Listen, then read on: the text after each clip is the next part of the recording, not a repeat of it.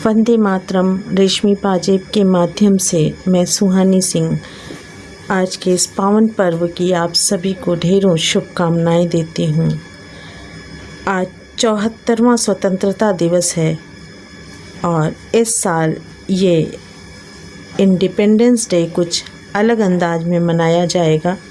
हम सभी को पता है कि कोरोना महामारी से पूरा विश्व ग्रसित है, तो कोरोना महामारी के चलते इस बार स्कूलों, कॉलेजों सहित सारे सरकारी निजी संस्थानों में परेड, सांस्कृतिक आयोजन तो नहीं होंगे, लेकिन देश की आज़ादी की वर्षगांठ को लेकर उत्साह में कमी नहीं रहेगी। इस ऑनलाइन दौर में ऑनलाइन बधाइयाँ दी जाएंगी और फ्लैग होस्टिंग भी ऑनलाइन ही होगी। आज़ादी के किस्से कहे और सुने जाएंगे। ये तो सभी को पता है कि 15 अगस्त 1947 को हमें आज़ादी मिली थी और तब से हम आज़ाद भारत में सांस ले रहे हैं और इसका श्रेय हमारे वीर सपूतों को जाता है, जिनके लहू का कतरा हिंदुस्तान के मिट्टी में घुला और मिला हुआ है। आज के इस पावन पर्व में मैं आपसे एक बहुत ही खूबसूरत कविता साझा कर रही हूँ। चिश्ती ने जिस ज़मी पे पैगाम हक़ सुनाया, चिश्ती ने जिस ज़मी पे पैगाम हक़ सुनाया, नानक ने जिस चमन में बदहत का गीत गाया, तातारियों ने जिसको अपना वतन बनाया, जिसने हिजाजियों से दश्ते अरब छुड़ाया, मेरा वतन वही है, मेरा वतन वही है, हिंदुस्तान यही है, हिंदुस्तान यही है। सारे जहां को जिसने इल्मो हुनर दिया था, सारे जहां को जिसने इल्मो हुनर दिया था, यूनानियों को जिसने हैरान कर दिया था, मिट्टी को जिसकी हक़ ने ज़र का असर दिया था, मिट्टी को जिसकी हक़ ने ज़र का असर दिया था, तुर्कों का जिसने दामन हीरों से भर दिया था, मेरा वतन वही है, मेरा वतन वही है, हिंदुस्तान यही है, हिंदुस्तान यही है। टूटे थे जो सितारे फ़ारस के आसमां से, टूटे थे जो सितारे फ़ारस के आसमां से, फिर ताब दे के जिसने चमकाए कहकशां से, बदहत की लय सुनी थी दुनिया ने जिस मका से, मीरे अरब को आई ठंडी हवा जहां से, मेरा वतन वही है, मेरा वतन वही है, मेरा वतन वही है, मेरा वतन वही है, हिंदुस्तान यही है, हिंदुस्तान यही है। और मैं इस हिंदुस्तान की ज़मीं पे पैदा हुई हूँ, इसके मिट्टी की सुगंध में पली बढ़ी हूँ और मेरे रोम रोम में हिंदुस्तान बसा है। और मुझे इस बात पे गर्व है कि मैं भारत की पावन भूमि में जन्म ली हूँ और यहाँ की संस्कृति से रूबरू हूँ। हमने सदियों गुलामी की त्रासदी झेली है, चाहे वो यहूदियों की हो, मुस्लिमों की हो या अंग्रेज़ों की हो। हमारे बहुत से शहीद इस क्रांति में अपनी जान गंवाए हैं, तब जाके हमें ये आज़ादी मिली है और आज हम विश्व के मानचित्र पर एक मजबूत राष्ट्र की तरह दिख रहे हैं।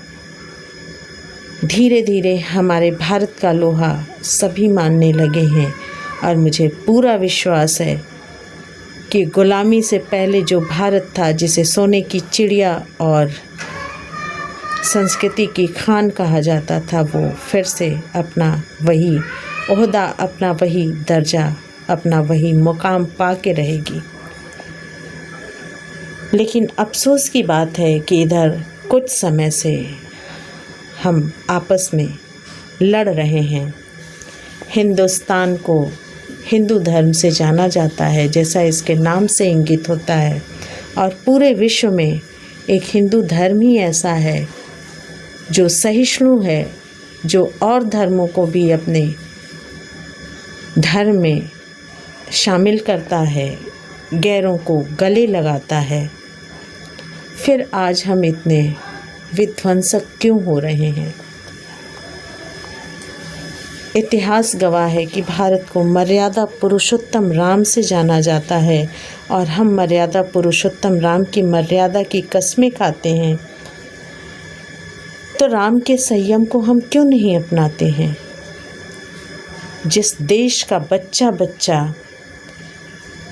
अपनी जन्मभूमि से प्यार करता है और पैदा होते ही वंदे मातरम को स्वीकार करता है, आज हम उस देश में आपस में लड़ रहे हैं। ये बड़े दुर्भाग्य की बात है कि हम ये नहीं सोच रहे हैं कि हम अपनी आने वाली पीढ़ी को क्या सिर्फ़ एक कपड़े या कागज़ का तिरंगा दे रहे हैं।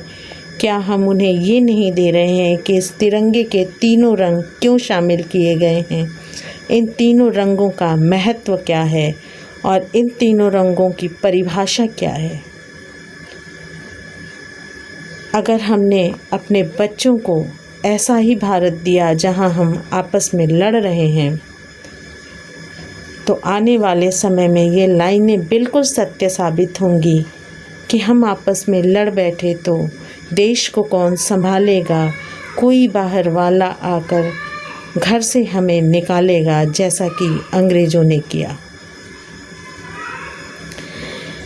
तो मैं इस वीडियो के माध्यम से अपने नौजवानों से, अपने भारतवासियों से, अपने नेताओं से और अपनी मीडिया से रिक्वेस्ट करती हूँ कि भारत की ताकत को बढ़ाएं।